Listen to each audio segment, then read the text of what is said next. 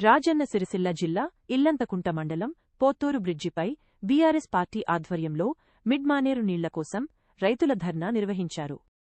భారీ సంఖ్యలో రైతులు, బీఆర్ఎస్ నాయకులు, కార్యకర్తలు బ్రిడ్జిపైకి చేరుకుని బైఠాయించారు.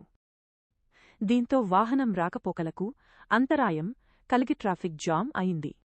వద్దురా నాయనా, కాంగ్రెస్ పాలన ప్రభుత్వం మొండి వైఖరి విడనాడాలి, రైతుల ఐక్యత వర్ధిల్లాలి అంటూ నినదించారు.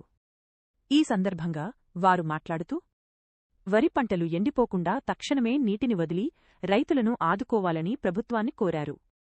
గత ప్రభుత్వ 10 కాలంలో మహిళలు బిందెలు పట్టుకుని రోడ్డుపైన వచ్చి కూర్చున్న సందర్భం లేదని, కాంగ్రెస్ ప్రభుత్వంలో మళ్లీ బిందెలతో రోడ్డుపై మహిళలు కూర్చోవాల్సిన పరిస్థితి ఏర్పడిందన్నారు. ఏదో చిన్న డ్యామేజ్ను షాక్గా చూపి రైతులను కేసీఆర్కు దూరం చెయ్యాలని ఉద్దేశంతో రైతుల నోట్లో మట్టి కొడుతున్నారని ఆరోపించారు. కాళేశ్వరం పంప్హౌస్లు సిద్ధంగా ఉన్నప్పటికీ నీటి విడుదలలో జాప్యం జరుగుతోందని ఆవేదన వ్యక్తం చేశారు. కన్నెపల్లి పంప్హౌస్ ద్వారా నీటిని తరలించి రైతులకు నీళ్లందించాలని డిమాండ్ చేశారు.